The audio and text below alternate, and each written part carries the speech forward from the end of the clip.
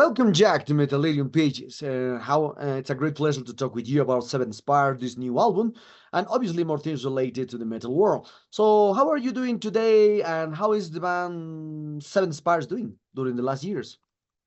Oh, well, thank you for having me. It's great to be here. The band's doing really good. We're all kind of like, on the edge of our seats. The album's coming out in about a week now. It seems like it came up so fast, but in general, we're doing good. I'm doing good. I'm very over caffeinated today, so this is going to be a great interview.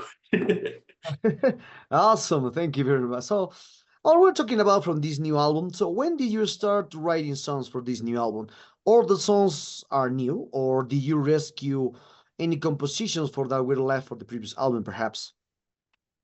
Yeah, it's a little of both. I mean, we're always individually and collectively working on new material, and sometimes that's we have an old song that we pull out and then decide that that one part is really good, but everything else sucks, and we have to work everything else around it.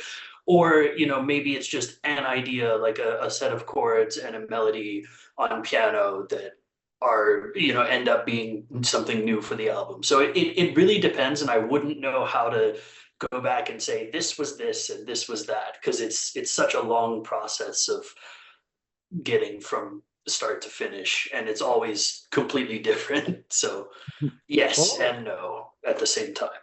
oh, okay, okay. So for this, so for your explanation, are you always working on new music? I saw, so you mentioned it, or do you prefer to focus on it once you finish touring? How do you decide when it's time to work on new songs and new album?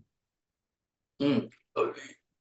Usually the schedule will dictate, like if we're really busy touring and stuff, there's not a lot of time to come up with new material. And I think mostly, we all kind of live in different places. So we're all, I'm constantly like, if I have a riff idea, I'm recording it and saving it for later. And then when there are definitely chunks of time that we actually sit down and say, okay, we have to work on the album. And then they will become full songs with arrangements.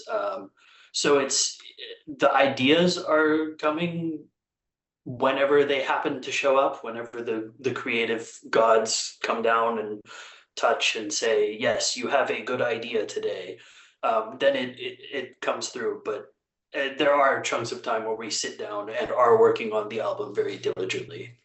Oh, okay, okay. Seven Spire has always had a varied sound with the symphonic genre. So, what sounds can we expect on this new album? Are there any new sonic elements? Has your way of composing and recording songs changed much over time? Yeah, I like to think that it's our sound and what we do is sort of like a stone or a wheel rolling forward. Like you learn some stuff and you forget some stuff at the same time, but hopefully it's progressing down where you need it to go. So I think that there's plenty for stuff that people have liked about us from the first album. There's some new interesting stuff. There's ways we haven't applied certain textures before. Like there's some upright bass features that are more upfront than they have been in the past. And Pete's actually been working on his singing a lot. For those who've been seeing us live, and there's a lot of his voice on the record this time. Adrian's always learning new, disgusting vocal noises and cool things. And we have some new guest artists, and in general, every new album is inspired by different things. So there's always some new stuff, and Mm. whether or not it feels that way or not, like it's still the same group of people playing it, so it feels like us. But then you get hit with these new things out of nowhere, I guess. Mm. I hope that made sense. That was Oh, a haphazard answer. okay, okay. So many bands and musicians see each album as a child, each one special in its own way. So it's a bit of a cliche to say that each new release is the band's best. So, but do you consider these four albums is your best work to date? If so, what are the reasons that make this your best album? Yeah, I totally hear what you're saying about it is like picking which one of your kids you love the most, and like by complimenting one, are you taking away from the other? And every album's like a snapshot of the best we could do at that point in time. But every subsequent album is informed by our experience making the previous ones. So we're better at arranging songs, we're better at refining the ideas, we're better players from recording and touring those other albums, writing more intense parts. So I would say it's our best work yet, and it's because we're becoming better at our crafts and not necessarily because we were doing like shitty stuff before. I hope that, can I swear on here? Is that okay? Okay. So lyrically, Yeah, cool. what themes do you explore on this new album? What does the inspiration come from, and why do you choose the name A Fortress Called Home? Okay, I'll start backwards and work my way to the lyrical themes. The title of Fortress Called Home is very much a metaphor for um, these kind of walls and this isolation that we build around ourselves, either socially or to hide like aspects of ourselves that we're ashamed of from like to not have to acknowledge them ourselves. So it's a metaphor and then became a visual of this lonely castle that's dark and not a lot, no lights going on. So it's a metaphor for loneliness, a metaphor for isolation, both from other people and from ourselves. And lyrically, throughout the album, there's a lot of things that follow this. It is very much a lonely album and sort of a deep dive into the root ugly feelings that inspired the previous three albums. So I've been saying, and it's become a cliche almost at this point, that the previous albums were kind of a guided tour of things that we wanted you to experience and feel, and there were characters and places doing things, and that's kind of how they worked. Whereas this one is more kind of pulling at those raw nerves that we all have and forcing you to kind of go through your own journey with your versions of those feelings, like, grief, loneliness, sadness, bittersweet things, opening yourself up to someone and then getting hurt. Pretty universal concepts, but I think part of what we like to do as a band is to talk about those things that maybe aren't so commonly said,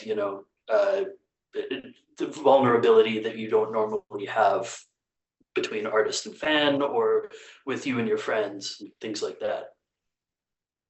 Awesome, awesome. So the cover art looks great. Although it brings me to mind, to mind video games like Castlevania. So, or perhaps some old-fashioned thing like Dracula like Dracula from Romania, this kind of stuff. So, how do you choose your album art, and what were you trying to express with it? Yeah, the artwork came out so great this time. We worked with an artist again, the same artist who did the cover for Gods of Debauchery, our previous album, and he also designed our live backdrop and stuff. His name's Tomas, out of Finland, I believe. I think he still lives there.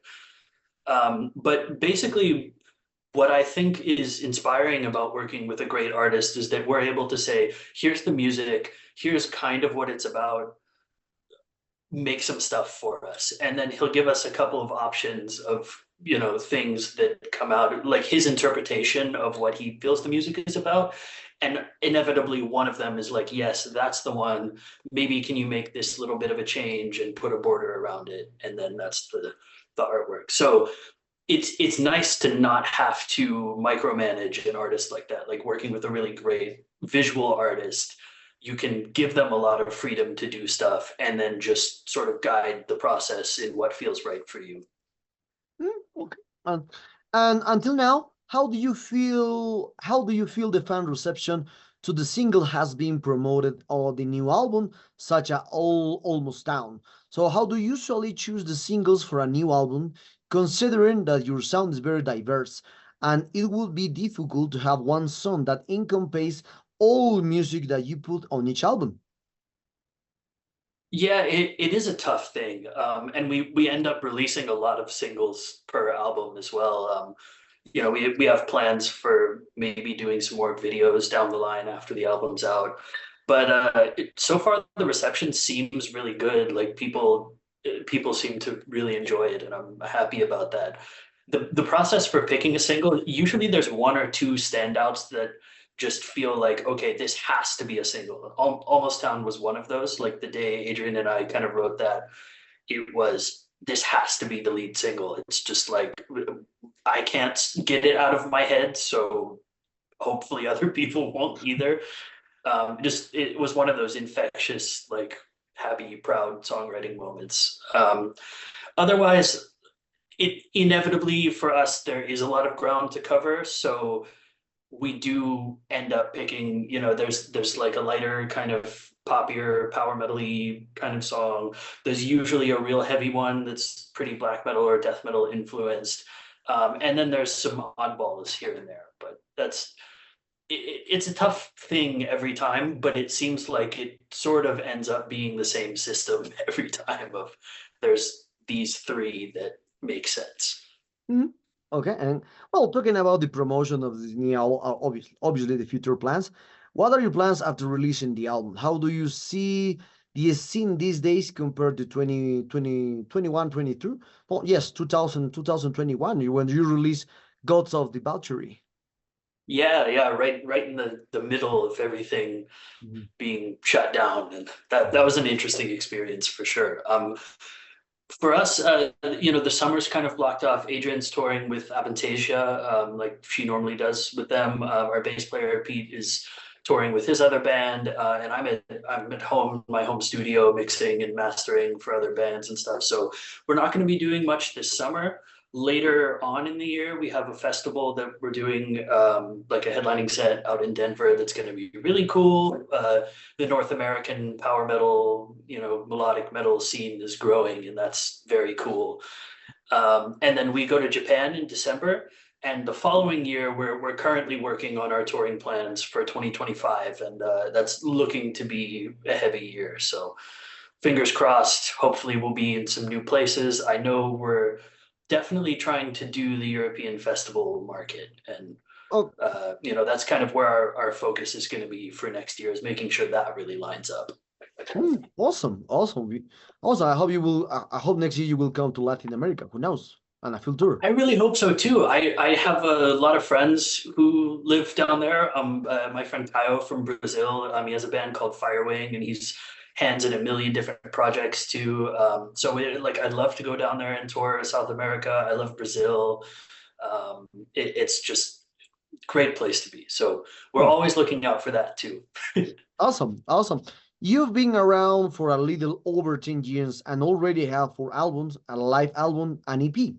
So, as a young band, what inspires you to create new music and a bet on new releases in a digital age where you have hundreds of bands releasing albums every week, especially by the end of the week, by weekends?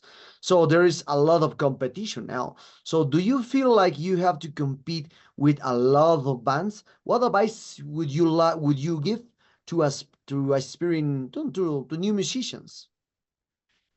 That's another broad topic. I guess I'll say first, I don't feel like looking at it like competing is the right way to go, and I think a lot of people do see it this way, and it makes sense because competing for media attention or just spots on a label or this kind of thing is tough. But I really think that like genuine artists, we feel like we have to create things and share them with the world, or it's like a burning need that we have to do. Like, and it's not really for attention or for money or for validation or anything. It's the act of creating and sharing it is the drive.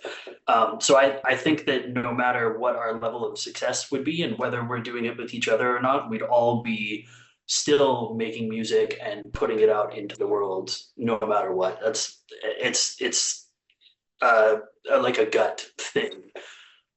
But advice wise, I would say that the business, so everything that I've learned is that it really comes down to how you get along with other people.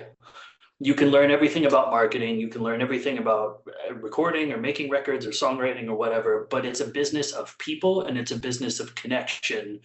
both with your audience and with other people in the business. And being that the name on somebody's tongue when they're looking for a band to tour with, or for you know, someone to recommend to fill in for their thing, or like just being on people's mouths as a nice person and as competent in your field is what's going to take you far.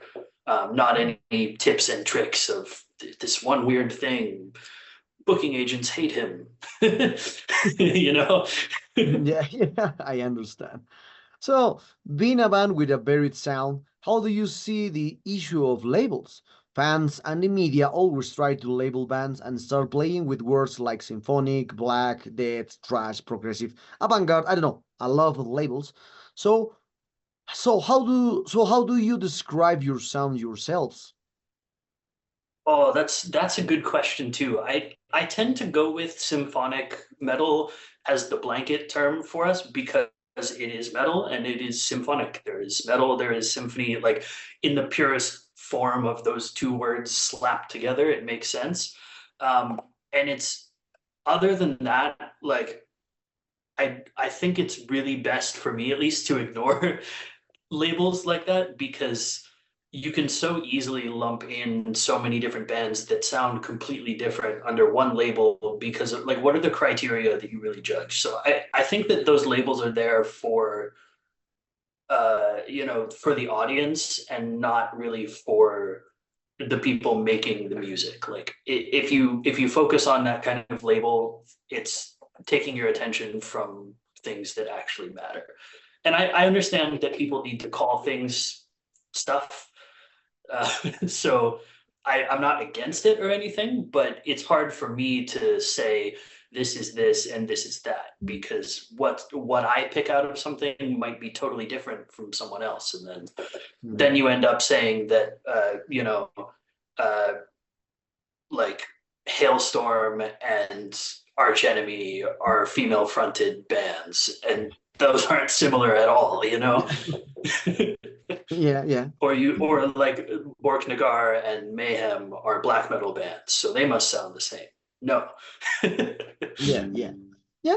Well, on the other hand, I imagine you must also mention some things that your sound is reminiscent of the certain bands that may have inspired you. That's okay. So, but you Yeah, but absolutely. but have you ever told that you sound like a certain bands when you really don't?